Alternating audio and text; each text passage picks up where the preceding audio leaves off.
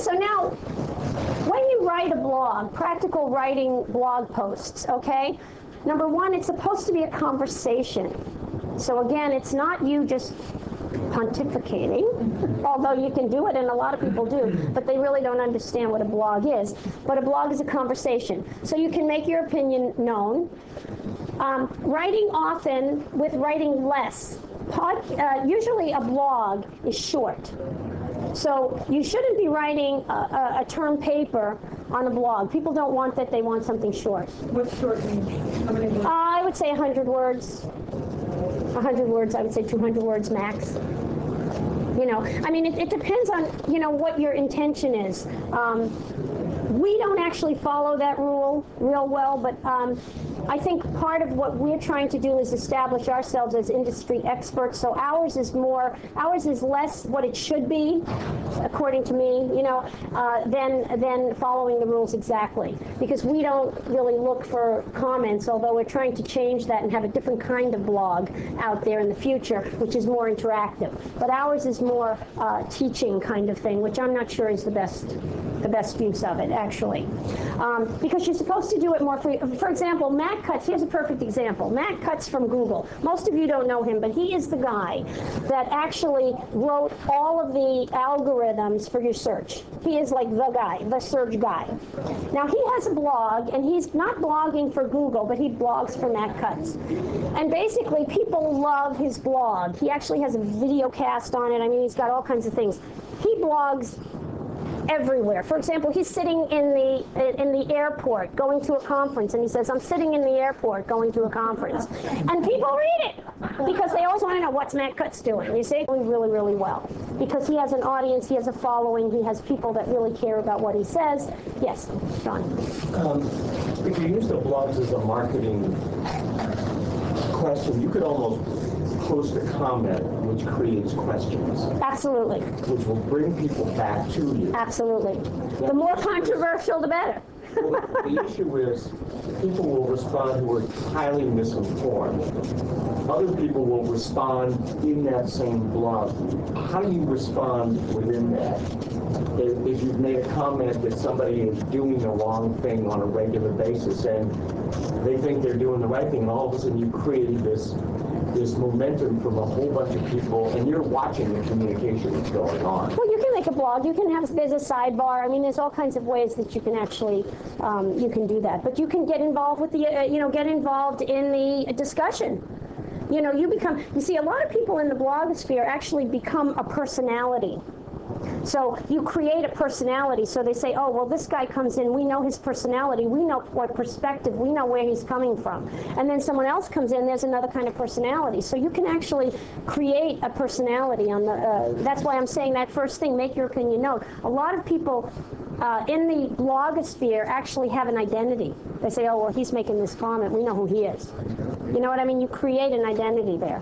The website does not create an identity. The website is static. The website shouldn't create an identity. The website is for a different purpose. It's not a two-way communication. This is basically an interactive website, if you want to look at it this way. This is a conversation, and that's a perfect use of it. The more it turns out on the internet, the more outrageous you are, and we all know that from YouTube and from some of the other viral areas, social media marketing. The more outrageous you are, the more attention you get. Whether it's good attention or bad attention, whether it's valid is what I'm saying, is another thing. But you do get a lot of attention. And let me just say that as a caution, that's important to know, because as a caution, if you have a company, you're an IBM or you're a conservative company, and you have some maverick out there, like a Matt Cutts, if he's not going along company line, and we've seen this many times, I mean, you can get fired in a company for being, having a blog that's absolutely outrageous, because the company, if you don't give company secrets away. You don't, I mean, there are rules that if you break those rules, it can be very dangerous because it's viral. You can't control viral marketing the way you can control a newsletter. Let's say your distribution list. You can cut somebody out and you say, I'm not going to put them on the list anymore. Here, it's viral. It's out there. Once it's out there, it's out there. And then what you do after that is what we call reputation management. You control the buzz as best you can. But it's a whole different type of thing. Can you tell how many like hits you got on the blog, or how many people open the blog? You can, and in fact, I have a slide that tells you the analytics piece of it. So I'll show you that shortly. But you know, edit your post. Any good writing is important. You know what I mean? Don't put out sloppy writing, lots of mistakes, etc. You know, invite conversation, encourage readers to comment. You don't necessarily have to say what John is and be outrageous or you know be combative. But if you are, that's okay. I did a presentation at Webmaster World, and I said email is not dead. And I had actual statistics to actually corroborate that it was not. Well, I had a post the next day by somebody that said, and Louise said email is not dead, and we know it's dead.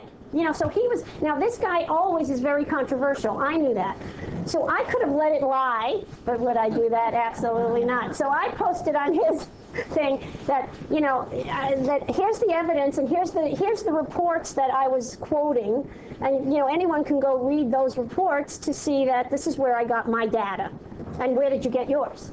You know, so you know, and that went on a little bit, but you know, at the next conference, he actually came up and shook my hand and said, you know, I really enjoyed your post. He probably thought I'd never see it, but several of my friends said, did you know that he posted it? This could lead to full employment in America. You know, I run a transportation company, and I interact with my customers all the time. It's usually by emails. You know, I hate you talking is lousy. You know, your driver stinks. All those kinds of things. And I spend a lot of time now just doing emails. It feels like the time commitment to stop one of these things is like going on heroin. And once you start it, you're hooked. Well, you are and you Once aren't. you start the conversation, you've got to. I think a lot. You know, I totally agree. I totally agree with you, and I think there is a time commitment involved in that. You know, I want to address that too, because there are ups and downs of this. And obviously, once you start it, you know, and that's what you have to decide. Are you going to be the person? Are you going to? Very opinionated. Right, but you don't have. But you don't have, you know, on the other hand, with reviews and stuff, a lot of people feel if there are no negative reviews, then it's not fair. Then obviously it wasn't done right, because no one can be 100% right all the time. And if you look at reviews on a product and you only see great things, you get a little suspicious that nobody really is out there. So that's a, you know. On my website, we have a comment area that you can comment. Right.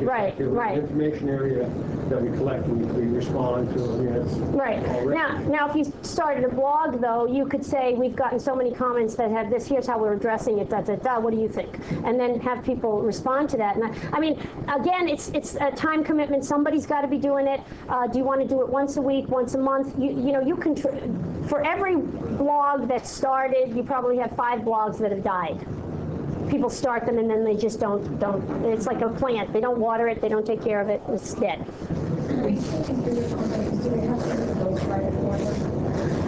Yes, I was just going to say that we have a service where we always in our business have 3 levels of service. We always end up with 3 levels of service. One service is totally turnkey. You go out, you know, we'll put the blog software on your website, we'll integrate it, we'll teach you how to do it, and you're good to go. Okay. The second is we'll put the blog on your and integrate it, and then you can have us post for you. You tell us what you want, and basically we do the posting for you on a regular basis, etc.